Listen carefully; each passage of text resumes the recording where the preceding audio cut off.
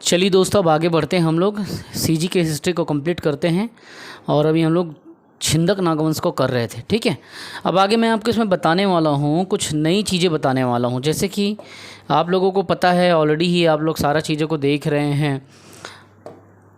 अब मैं भी आपको मधुरांतक के बारे में बताऊँगा, मधुरांतक के बारे में, और इसके बारे में जो इम्पोर्टेंट चीज़ें हैं उसको मैं यहाँ पे आप लोगों को डील भी करूँगा। मधुरांतक बोलो या मधुरांतक देव बोलो, क्योंकि इन लोग देव लगाते ही थे। सोमेश्वर देव, मधुरांतक देव, इस टाइप का चीज़ जो है, जगदेव, तो देव लगाना इनके खून में था। देव नहीं थे लेकिन देव लगाना ज़रूरी था इनको। ठीक है, तो आप लोग जब भी नाम लिखोगे तो इसमें देव मेंशन कर देना। ठीक है, चलिए स्टार्ट करते हैं। जैसे कि मैं आप लोगों को बताया था कि जगदेव भूषण क्या था, जो धारावर्ष था 1060 तक किया और 61 से 64 उसकी बहन मासक देवी ने सत्ता को संभाला था। अब आया कौन? मधुरांतक देव। अब यहाँ से फंडा थोड़ा सा चेंज होगा, उत्तराधिकार के लिए यहाँ पे संघर्ष होगा इसके समय पे। और देखना, क्योंकि मैं तो सोमेश्वर देव को पहले ही बता चुका हूँ, वो बच्चा था, इसीलिए उसकी बहन ने क्या किया था, सत्ता को संभाला था। अब मधुरांतक देव का खेल आएगा 1064 में। जगदेव भूषण मतलब धारावर्ष की मृत्यु हो जाती है। उसके पश्चात सत्ता के उत्तराधिकार के लिए या गद्दी के लिए होता है झगड़ा, लड़ाई हो जाता है, संघर्ष शुरू हो जाते हैं। और उनके दो संबंधी, एक संबंधी था, क्योंकि राजा राठौर की बहुत सारे संबंधी, बहुत सारे पटरानियाँ रानियाँ होती है, तो एक संबंधी जो था वो मधुरांतक देव था, और जो दूसरा बेटा था वो था सोमेश्वर देव। लेकिन सोमेश्वर देव को अपना बेटा मानता था वो, मधुरांतक देव को उस श्रेणी में नहीं रखता था। बस ये जान लो कि वो उसका संबंधी था। ठीक है, रिश्तेदार था। तो सोमेश्वर देव और मधुरांतक के बीच में हो गया उत्तराधिकार का संघर्ष। सोमेश्वर देव ने कहा कि गद्दी मैं लूँगा, मधुरांतक देव ने कहा गद्दी मैं लूँगा। उस उत्तराधिकार के संघर्ष में जीत किसकी हुई? तो मधुरांतक देव की जीत हुई। और उसके बाद में जब एक गद्दी पे आता है तो एक नई शुरुआत करता है, और इस बार बारसूर के जगह राजधानी राजपुर अर्थात जगदलपुर को बनाता है। जगदलपुर के पास में राजपुर छोटा सा जगह था, उसी को, अभी तो पूरा आधुनिक हो गया है जगदलपुर। ठीक है, तो अब इस सत्ता का खेल को समझो आप। धारावर्ष के मृत्यु के पश्चात क्या होता है? अब यहाँ पे होता है उत्तराधिकार का संघर्ष, उत्तराधिकार का संघर्ष। ठीक, और वैसे भी मासक देवी जब गद्दी को संभाल सकती है तो मैं क्यों नहीं संभाल सकता, ये वाला मधुरांतक के मन में आ जाता है। और ये संघर्ष दो संबंधियों के बीच में होता है। एक तरफ कौन होता है? तो एक तरफ होता है मधुरांतक, ठीक, दूसरे तरफ होता है सोमेश्वर देव, और दोनों के बीच में होता है संघर्ष। ठीक है, और इस दोनों के वर्सेस झगड़े में, दोनों के संघर्ष में जीत किसकी होती है? तो मधुरांतक की होती है। हालांकि ये उतना योग्य शासक नहीं था, लेकिन सोमेश्वर से बड़ा था, इससे ज़्यादा हुनर रखता था कुछ समय के, क्योंकि अब कुछ बड़ा था।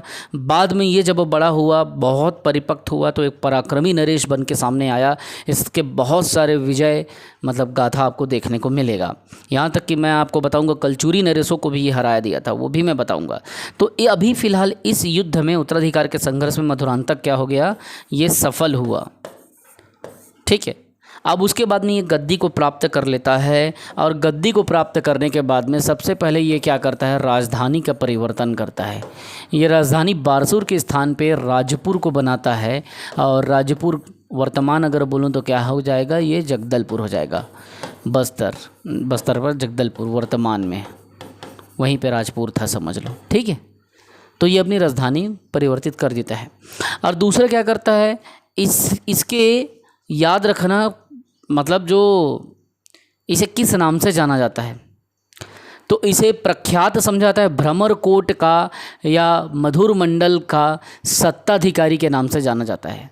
तो भ्रमरकोट भी उसी क्षेत्र को कहते हैं, और मधुरांतक के नाम से, मधुरांतक का वहाँ इस क्या था, भ्रमरकोट में, मतलब जगदलपुर वाले एरिया में शासन था।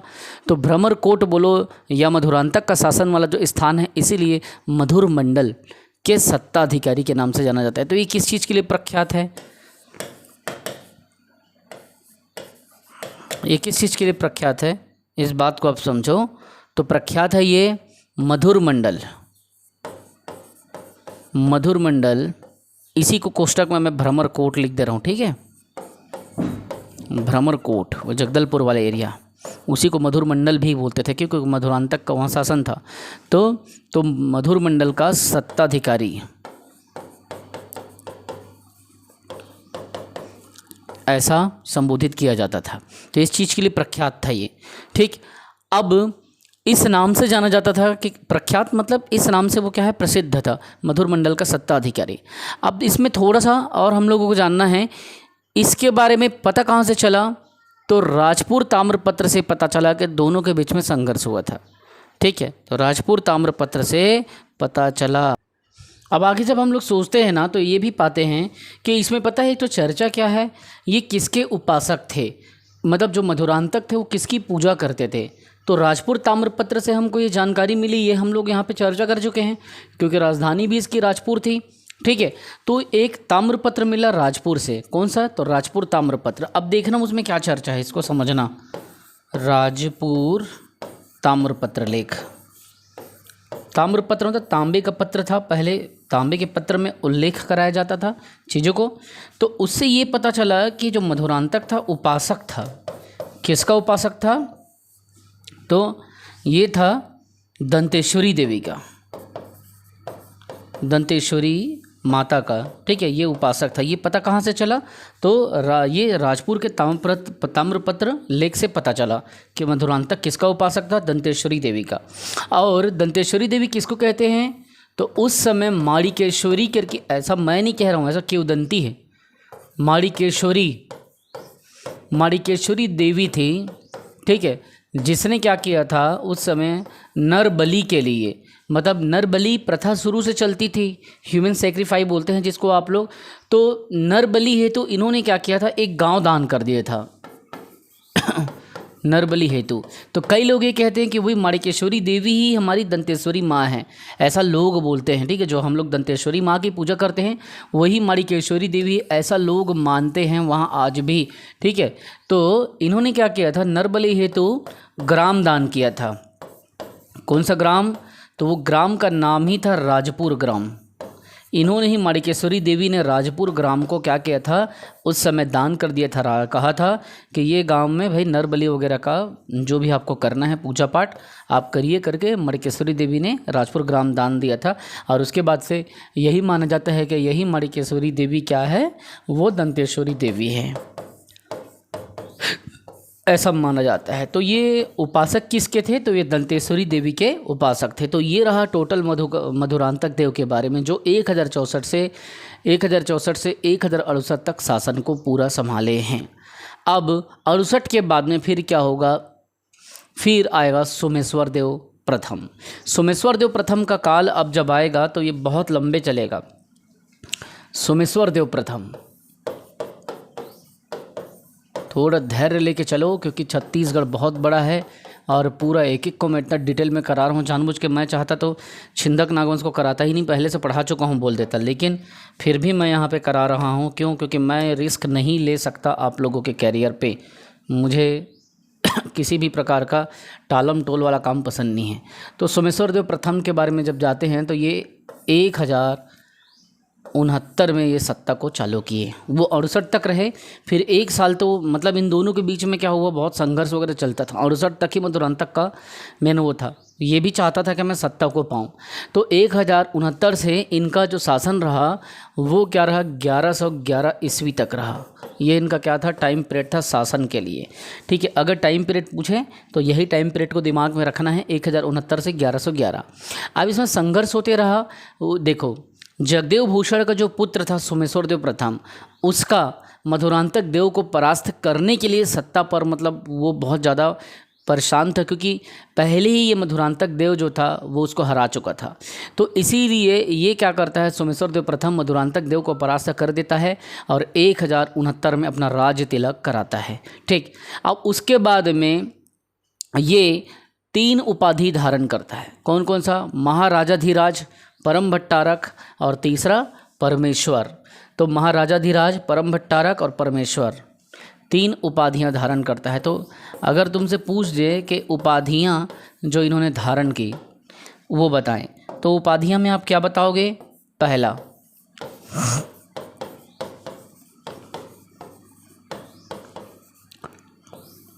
महाराजाधिराज पहली उपाधि, दूसरा है परम भट्टारक,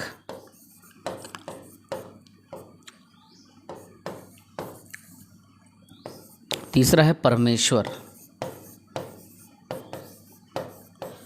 ठीक है, लेकिन याद कर, जब मैं निप्ति भूषण के बारे में बताया था स्टार्टिंग में, याद है? निप्ति भूषण ने चोल राजा के समय 1023 में यहाँ पे आया था, मैं बताया था। तो ये भी मैं बताया था कि इन लोग किसकी उपाधि धारण करते हैं। चर्चा हुआ था कि नहीं हुआ था? भोगवती पुरेश्वर की उपाधि का चर्चा हुआ था ना। तो ये 3 उपाधि धारण करते हैं। अब ध्यान से सुनना, पहले ये मैं देख लेता हूँ कितना मिनट हुआ है, उसके बाद से अगर ज़्यादा होगा तो नया मैं बनाऊंगा। अभी ज़्यादा नहीं हुआ है, 11 मिनट हुआ है, तो इसको कंटिन्यू करो। पूरा स्क्रीन आपको एकदम क्लियर दिखना चाहिए, भले मैं काला दिखूँ। मैं अपने आप पे ब्राइटनेस नहीं बढ़ाया हूँ, ऐसा सेट किया हूँ कि मेरा फेस ना दिखे आपको, ये दिखे। ठीक है, पूरा यहाँ पे स्क्रीन दिखे, मैं कम दिखूँ आपको। तो यहाँ पे ये चीज़ को समझना पड़ेगा कि उपाधि में यहाँ पे क्या क्या उपाधि है। महाराजाधिराज, परम भट्टारक और परमेश्वर, 3 उपाधि धारण किया। और अपने समय पे जब इन्होंने शासन को चालू किया तो कुछ उस समय स्वर्ण सिक्के भी इन्होंने सोमेश्वर देव प्रथम ने चालू किया था। सिक्के कहाँ से मिले? तो 2 जगह से हमको मिलता है।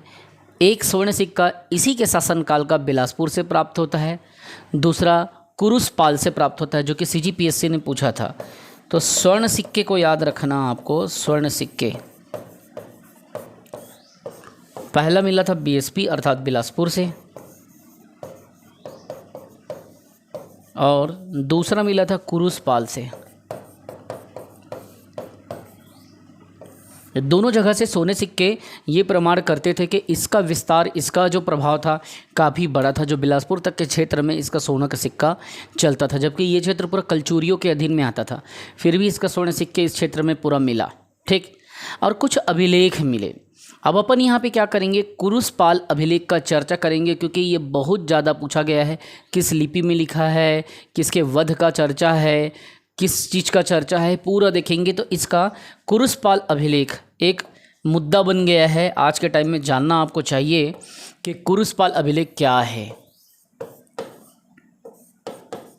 कुरुसपाल कई जगह कुरसापाल भी इसी को लिख देते हैं, कुरसापाल अभिलेख, लेकिन इसका नाम है कुरुसपाल। ठीक है, तो कुरुसपाल अभिलेख में सबसे पहला जो बात जो वर्णित है वो क्या बात वर्णित है? पहला ये कि इसमें मधुरांतक के वध का, पहले लाइन में मधुरांतक वध का उल्लेख है।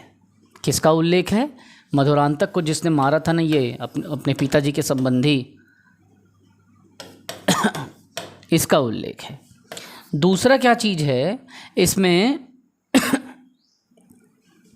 इसमें इसकी विजय गाथाओं के बारे में बताया गया है। इसमें मैं विजय गाथा के लिए, विजय अभियान के लिए अलग से टॉपिक बताऊंगा, लेकिन यहाँ पे क्या क्या जानकारी है उसको देखो। को मधुरांतक के वध का और विजय यात्राओं का, तो शॉर्ट में बस इतना जान लो कि इसकी विजय यात्रा कहाँ कहाँ पे ये विजय यात्रा किया।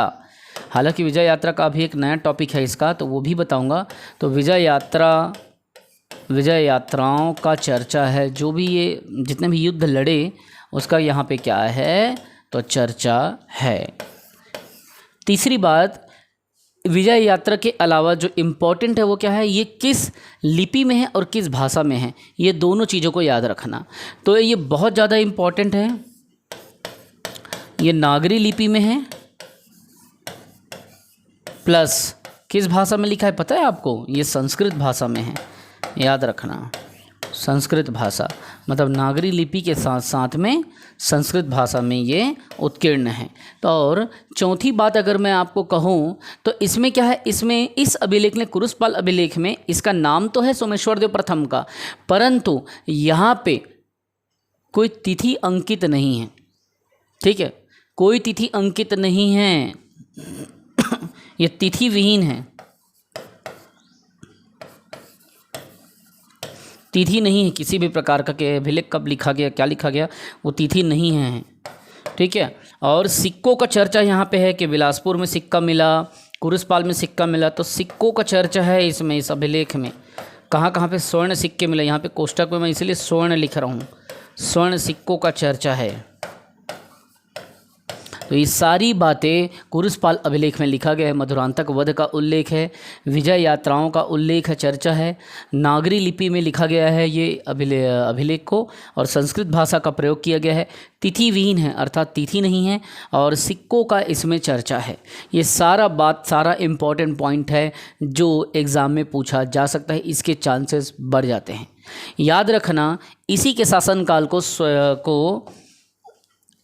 पूरे बस्तर में तो यहाँ पे नोट करके लिखा है, नोट क्या लिखोगे, नोट। पूरे बस्तर में बता दे रहा हूँ मैं आपको,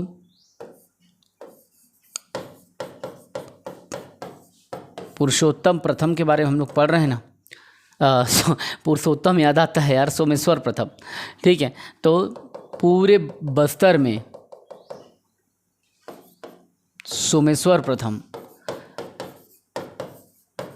सोमेश्वर प्रथम, ठीक है। तो पता है आपको, पूरे बस्तर में इसके शासनकाल को स्वर्ण काल कहा जाता है। इसके शासन काल को पूरे बस्तर में क्या कहा जाता है, स्वर्ण काल कहा जाता है। बस्तर की बात कर रहा हूँ मैं, ना कि दक्षिण कौशल, ना कि छत्तीसगढ़। तो स्वर्ण काल कहते हैं। ये बातें आप इम्पोर्टेंट है, याद रखना। इसी का शासनकाल पूरे बस्तर में क्या कहा जाता है, इसके शासनकाल को स्वर्णकाल, गोल्डन इरा या गोल्डन एज कहा जाता है। अब जैसे मैंने कुरुसपाल अभिलेख में बताया था कि इसकी विजय यात्राओं का चर्चा है, ये वाला बात को जैसे कि मैं आपको किया था, तो अब मैं आपको बताता हूँ कि इसने क्या क्या विजय यात्रा किया, क्या क्या विजय अभियान इसके रहे हैं। तो अपन यहाँ पे क्या करेंगे, विजय यात्रा को देखेंगे। सोमेश्वर के विजय यात्रा, क्या क्या विजय यात्रा है ना, उसको हम लोगों को यहाँ पे देखना है। और विजय यात्रा में जो इम्पोर्टेंट है उसको हम लोग देखेंगे कि इन्होंने क्या क्या किया था। सबसे पहला तो इन्होंने ओडिशा में क्या किया था, उड्र करके जगह है, उड्र में विजय किया था ओडिशा, और यहाँ पे जो सोमवंशी है शासक है उसको हरा दिया था, सोमवंशी नरसे को, ठीक है, पहला बात। दूसरा बात, हमको ये भी पता चल गया कि उड्र जो है, उड्र विजय कहाँ है, तो उड़ीसा, इसीलिए मैं उड़ीसा को मेंशन कर दिया हूँ कि उसने क्या किया था, सोमवंशियों को हराया था। दूसरा, गोदावरी और कृष्णा के बीच में क्या है, साउथ वाले एरिया में वेंगी है, वेंगी में भी इन्होंने क्या किया था, विजय किया था, और वहाँ पे जो वीर चोड़ है उसको हराया था, तो वेंगी का युद्ध को भी जीता था, वेंगी विजय। तो इसने गोदावरी और कृष्णा के बीच में है, ठीक है, तो वीर चोड़ को हराया था, वीर चोड़ को हराया। कई बार पूछ देता है कि वेंगी विजय किन दो नदियों के बीच में लड़ा गया था, तो वेंगी के लिए बता रहा हूँ, गोदावरी और कृष्णा नदी दोनों के बीच में जगह है, कौन सा, वेंगी। वहीं पे वेंगी नरेश वीर चोड़ को हराया था। तो ये बात बिल्कुल आप दिमाग में रखे रहना, ठीक है, कभी भी पूछ सकता है।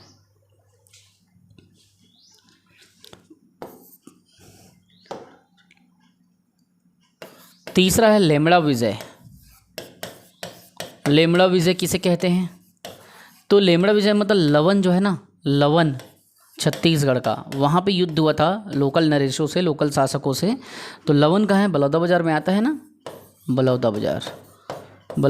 तो वहाँ पे क्या किया था, इन्होंने युद्ध किया था, और वहाँ पे लोकल नरेशों से जीता था, और वहाँ उनको सत्ता में अपने अधीन कर लिया था। तो ये बातें भी याद रखना। अब वैसे ही बालाघाट में एक स्थान है लांजी, तो लांजी क्षेत्र में भी इनका विजय हुआ था, और लांजी में भी अपना लोहा मनवाया था, लांजी विजय। तो लांजी कहाँ है, तो ये है बालाघाट, ठीक है। और इसके अलावा एक और आपको बताऊंगा, जैसे कि महाराष्ट्र में वज्र विजय है, वज्र नामक स्थान, वो भी किया था। लेकिन मेन जो था वो क्या था, तो रतनपुर के राजा पृथ्वीदेव प्रथम को ये पराजित कर दिया था। ठीक है, ऐसा इतिहासकार मानते हैं, तो इसको नोटेड करके रखना। अगर पूछ दे कि किस बस्तर के शासक ने पृथ्वीदेव प्रथम जैसे वीर पराक्रमी को हराया था, तो ये पृथ्वीदेव प्रथम को ये हराया था। इसी का बदला बाद में उसका बेटा लेता है। पृथ्वीदेव प्रथम का जो बेटा रहता है जाज्जलदेव प्रथम, कलिंगराज, कमलराज, रत्नदेव, पृथ्वीदेव, जाज्जलदेव प्रथम, ऐसा करके अपन पढ़ते थे ना। तो पृथ्वीदेव प्रथम को हराया था। ये कौन थे? कलचूरी थे, रतनपुर के कलचूरी। रतनपुर के कलचूरी मतलब एक बड़ा नाम था पृथ्वीदेव प्रथम, उसको हरा दिया था। तो सारे विजयों में सबसे ज़्यादा इसको जाना जाता है। इसीलिए इसी अपमान का बदला लेने के लिए इसका जो पुत्र था जाज्जलदेव प्रथम, वो सोमेश्वरदेव प्रथम को हराता है, और उसके ना कि हराता है, पूरा रानी और संपत्ति सब को ये क्या करता है? वो छीन लेता है। तो ये बात आप याद रखना, चूँकि अभी मैं बताऊंगा। लेकिन ये तो विजय हो गया। अब अपन क्या देखेंगे? पराजय देखेंगे। इसका पराजय का सिर्फ एक ही प्रमाण अच्छे से याद रखना पराजय का, कि पृथ्वीदेव प्रथम का पुत्र जो अभी मैं बताया, पृथ्वीदेव प्रथम का पुत्र क्या नाम था भाई? जाज्जलदेव,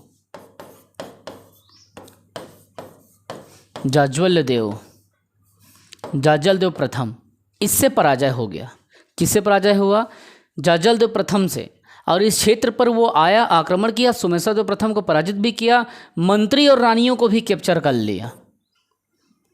मतलब मंत्री जो थे उनके, सोमेश्वर के मंत्रियों को भी पकड़ा वो, और जितनी भी रानियां थी, रानियां उनको भी कैप्चर कर लिया। तो वो बंदी बना लिया साथ में, मालूम है। लेकिन हुआ क्या? बंदी बना लिया और ले आया। लेकिन बाद में ऐसा हुआ कि पृथ्वीदेव प्रथम की पत्नी अर्थात जाज्जलदेव प्रथम की माँ, कौन? गुंड महादेवी, उन्होंने कहा कि बेटा इसको छोड़ दे। इसीलिए उसकी माता गुंड महादेवी के कहने पे उसे छोड़ दिया। तो माता गुंड महादेवी उस समय राठा में इन लोगों का मतलब रानियों का चलता था। तो माता गुंड महादेवी के अनुरोध पर छोड़ा, वरना वो नहीं छोड़ रहा था। तूने मेरे पिता को हराया है करके कलंक लग गया था कलचूरियों पर। तो उन्हीं के अनुरोध पर क्या हुआ? इसको छोड़ा, वरना बोल रहा था नहीं छोड़ूंगा। इसलिए मंत्री को भी ले आया था, रानी को भी ले आया था, सबको ले आया था।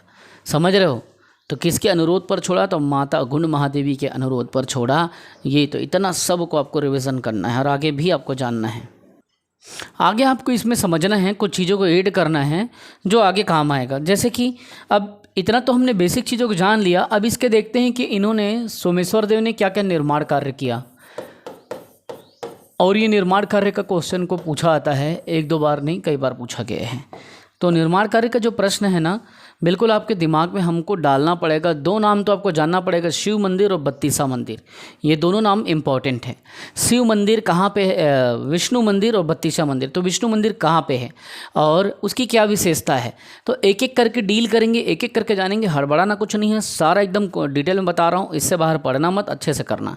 सबसे पहले अपन विष्णु मंदिर को जाते हैं, फिर दूसरा बत्तीसा मंदिर को जाएंगे। ठीक है, तो ये किस जगह पे है विष्णु मंदिर? पहले अपन स्टार्ट करते हैं। कई लोग जांजगीर के विष्णु मंदिर समझ लेते हो, वो कलचूरी काल का, उसको छोड़ो, इसको देखो, बस्तर का विष्णु मंदिर। ये है बस्तर के क्षेत्र में। तो इसमें स्थान कौन सा है वो देख लो पहले। मतलब एग्जैक्ट क्या है? नारायण पाल करके जगह है जिस स्थान पर ये मंदिर को बनाया गया है, जो कि बस्तर में आता है। नारायण पाल, बस्तर। ठीक, तो ये चीज़ें। अब इसको इन्होंने कैसे बनाया देखिए, समझना। सोमेश्वर देव को वैसे भी गुंड महादेवी के कहने पे छोड़ा गया था। किसके द्वारा? तो जाज्जलदेव प्रथम के द्वारा। तो गुंड महादेवी भगवान विष्णु की बहुत बड़ी भक्त थी, पुजारन थी। उसी भक्ति को देख करके इसको बनवाया गया। ठीक है, तो इसको किसने बनाया? निर्माण कार्य किसने कराया? तो इसी चीज़ को समझना है आपको कि इसको बनाया है सोमेश्वर देव प्रथम ने। लेकिन किसके लिए? तो गुंड महादेवी के भगवान विष्णु को के भक्ति को देख करके उनकी याद में इसको बनाया है कि विष्णु की बहुत बड़ी उपासक है, ऐसा करके। ठीक है, तो बस वही चीज़ को देख लेना है। तो यहाँ पे लिख लो कि गुंड महादेवी कि विष्णु भक्ति को देख के बनाया गया है, विष्णु भक्ति को देखकर बनाया गया है।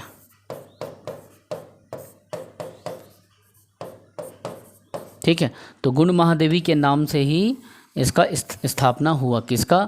विष्णु मंदिर का। क्लियर हो गया? तो ये कहाँ पे है? तो है नारायण पाल में। ठीक, एकदम याद रखना। एक विष्णु मंदिर बलौदा बाजार वाले क्षेत्र में है, नारायण पाल करके, तो वहाँ मत घुसना आप। ये बस्तर की बात कर रहा हूँ क्योंकि छिंदक नागवंश वहीं थे। अब ये तो हमने विष्णु मंदिर देखा, अब हम क्या करेंगे, यहाँ पे देखेंगे बत्तीसा मंदिर के बारे में। ठीक है, तो बत्तीसा मंदिर की क्या एक कहानी भी आपको बताऊंगा। दूसरा जो था बत्तीसा मंदिर, इसको अपन चर्चा करते हैं कि भाई बत्तीसा जो मंदिर था उसकी क्या विशेषता है। इसमें अब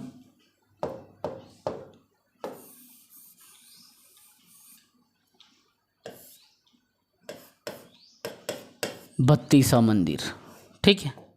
अब मैं बत्तीसा मंदिर के बारे में आपको क्या करूँगा, यहाँ पे बताता हूँ। ये जो बत्तीसा मंदिर है ना, ठीक है, ये दरअसल बत्तीसा मंदिर क्यों कहा जाता है, इसके पीछे कारण क्या है। सबसे पहले आप ये जान लीजिए कि किस स्थान पे बत्तीसा मंदिर है। दंतेवाड़ा के बारसूर में। बारसूर, तो बारसूर कहाँ पे है? दंतेवाड़ा। कई बार पूछा गया है कि बारसूर कहाँ है। छत्तीसगढ़ के एग्ज़ाम में बार बार पूछा जाता है मैं इसको बारसूर को, क्योंकि इसका अच्छा खासा इतिहास है। तो ये कहाँ पे है? इस जगह पे है। ठीक, अब देखना इस मंदिर का निर्माण किसने कराया। तो इस मंदिर का निर्माण सोमेश्वर देव प्रथम ने अपनी रानी के याद में इसको बनाया था। उसकी रानी का नाम क्या था? गंग महादेवी। ठीक है, तो एक बात को याद रखो आप, इसको रानी कोष्टक में आप पत्नी लिख लेना। ठीक है, गंग महादेवी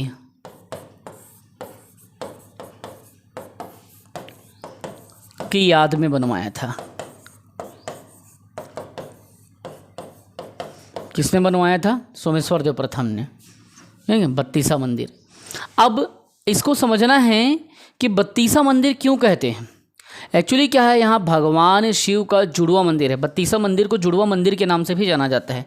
किस नाम से जाना जाता है? इसे जुड़वा मंदिर भी कहते हैं।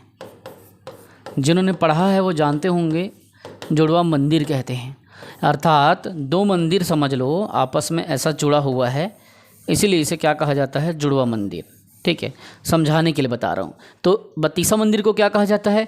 जुड़वा मंदिर। इसमें क्या है, दो शिवलिंग है, और दो शिवलिंग को क्या है, 16-16 स्तंभ पे, 16 दूनी 32, 16-16 स्तंभों पर उसको टिकाया गया है, इसीलिए इसका नाम बत्तीसा मंदिर पड़ा। ठीक है, तो ये दिमाग में आप बिल्कुल रखे रहना कि इसका नाम बत्तीसा कैसे पड़ा। तो यहाँ पे इसके अंतर्गत क्या है, दो शिवलिंग है, दो शिवलिंग जो 32 स्तंभों पर टिकी हुई है। कितने पर टिकी हुई है? 32 स्तंभों पर टिकी है, इसीलिए इसका नाम क्या पड़ गया? तो इसका नाम बत्तीसा मंदिर पड़ गया, जो कि बारसूर दंतेवाड़ा में है। और इसको स्थापना किसने कराया? सोमेश्वर देव प्रथम ने कराया था। उसकी जो पत्नी थी, जो रानी थी, गंग महादेवी की याद में 32 स्तंभों पर टिकने के नाम से इसका नामकरण क्या हो गया? बत्तीसा मंदिर हो गया। ठीक है, और ये क्या है? ये जुड़वा भगवान शिव की जो मंदिर है, शिव का ये जुड़वा मंदिर है, और उसी के गर्भगृह में है ये। अंदर दोनों, मतलब अंदर आप घुसोगे बत्तीसा मंदिर में, अर्थात किस मंदिर में? जुड़वा मंदिर में अंदर घुसोगे तो जुड़वा मंदिर का नाम अपभ्रंश से बत्तीसा मंदिर हुआ है। मतलब लोग जो है 32 खंभों को देख करके बत्तीसा मंदिर इसको कहना चालू किए हैं, लेकिन ओरिजिनल नाम क्या है इसका? भगवान शिव का जुड़वा मंदिर। ठीक है, दो मंदिर आपस में जुड़ा है, इसीलिए उसके ऐसा मतलब एक कहा जाता है कि दो शिवलिंग को 32 स्तंभों से उठाया गया है, इसीलिए इसे बत्तीसा मंदिर कहा जाता है। तो इतना जितना बताया हूँ उसके अलावा कुछ मत पढ़ना, जितना पढ़ाया हूँ, जितना समझाया हूँ उसको अच्छे से करना, और अच्छे से आपको रिवीजन करना है। ठीक है, तो दिमाग इतना अच्छे से आपका कहना चाहिए कि होगा, दिमाग अच्छे से चलेगा। मतलब कई जगह कुछ भी लिख देते हैं किताब में, पता है, तो रियलिटी आपको बता रहा हूँ। देखो मैं भी शायद बीच में मतलब आपको कह दिया था कि मतलब प्रश्न ऐसे से आते हैं ना कि मैं आपको क्या बताऊं। जो जितना ज़रूरत है बस आप उसको उतना ही दिमाग में आप रखे रहना कि गुंड महादेवी जो थी, समझ लो, है ना, वो किसकी माँ थी? तो सोमेश्वर देव प्रथम की माता थी गुंड महादेवी, जबकि गंग महादेवी जो थी, गंग महादेवी उसकी पत्नी थी। तो पत्नी कौन है? गंग महादेवी, और माता कौन है? गुंड महादेवी। तो उन्हीं के आग्रह पर, उन्हीं के कहने पर, उन्हीं के निवेदन पर सोमेश्वर देव प्रथम को जाज्जल देव प्रथम ने छोड़ा था, क्योंकि उनके पिता को पृथ्वीदेव प्रथम को हरा दिया था। तो इसीलिए जिसके बारे में मैं यहाँ पे बताया हूँ, तो ये देखो, माता गुंड महादेवी के अनुरोध पर छोड़ दिया। लेकिन पृथ्वीदेव प्रथम का पुत्र कौन था? जाज्जल देव प्रथम। ठीक है, तो ये माता कौन थी? तो वे सोमेश्वर देव की माता थी, ना कि जाज्जल देव की। ठीक है, वहाँ पे मैं इसको क्लियर नहीं किया था। सोमेश्वर देव प्रथम की माता थी, क्या थी? सोमेश्वर देव प्रथम की माता गुंड महादेवी, जबकि पत्नी कौन है? तो गंग महादेवी। ठीक है, अब पत्नी कौन है? पत्नी है तो ये है गंग महादेवी, पत्नी है गंग महादेवी। ये दोनों याद रखना, बहुत कंफ्यूज होता है इसमें। कई इतिहासकारों ने किताब में क्या लिख दिया है? गुंड महादेवी को इसकी सोमेश्वर देव प्रथम की माँ कह दिया है कई जगह, इसीलिए लोग बहुत कंफ्यूज होते हैं। लेकिन वास्तविक में सोमेश्वर देव प्रथम की जो यहाँ पे माँ थी ना, वो गुंड महादेवी थी। ठीक है, और पत्नी कौन थी? गंग महादेवी। तो यहाँ पे इसके आगे की क्लास को हम लोग नेक्स्ट वीडियो में, नेक्स्ट क्लास में करते हैं। जितना पढ़ाए हों अच्छे से रिवीजन करें, शिद्दत से पढ़ें। जय हिंद, वंदे मातरम। अपना जान लगा करके रिवीजन करते रहें।